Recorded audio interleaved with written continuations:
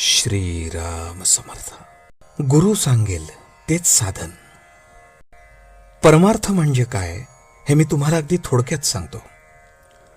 परमार्थाचे जर काही मर्म असेल तर आसक्ती सोडून प्रपंच करणे हे होय. ज्याने आपल्याला प्रपंच दिला त्याचाच तो आहे असे समजून वागले म्हणजे आपल्याला त्याबाबत सुखदुःख बाधत नाही. हे साधण्यासाठी गुरुमुखाने दिलेले परमात्म्याचे नाम आपण घेत असावे. गुरु कुणाला करावे?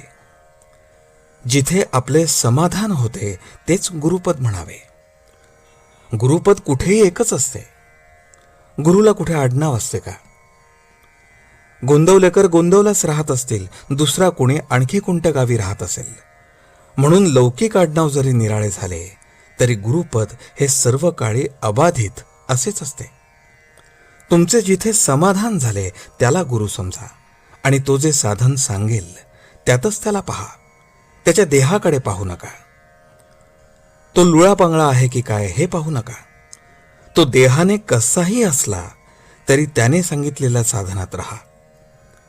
त्याची लाज जिथून गुरुपद निर्माण झाले त्याला असते.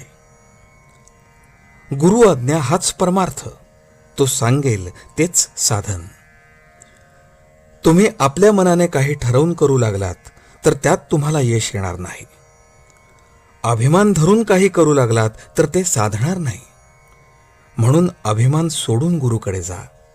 गुरु सांगेल तेच साधन हे पक्के लक्षात ठेवा. खरा परमार्थ हा लोकांना उपदेश करण्यासाठी नाही, तो स्वतः करता आहे. आपला परमार्थ जगाला जितका कमी दिसेल तितका आपल्याला फायदेशीर आहे.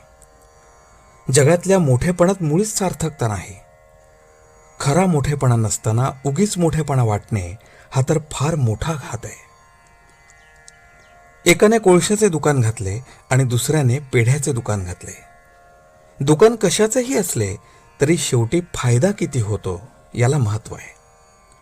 तसे प्रपंचात कमी जास्त काय आहे याला परमार्थात महत्त्व नसून मनुष्याची वृत्ती भगवंताकडे किती लागली याला महत्त्व आहे. परमार्थाला कोणतीही परिस्थिती चालते. आपली वृत्ती मात्र स्थिर असली पाहिजे. एकीकडून मनाचे संयमन आणि दुसरीकडून भक्तीचा जोर असला म्हणजे परमार्थ लवकर साधतो. खरोखर परमार्थ इतका सोपा आहे की तो सहज रीतीने करता येतो. पण गंमत अशी की तो सोपा आहे म्हणून कुणीच करत नाही.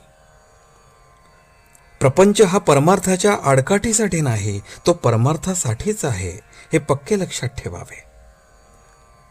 साधकाने देहाचे कर्तव्य प्रारब्धावर टाकून मनाने मात्र ईश्वरोपासना करावी.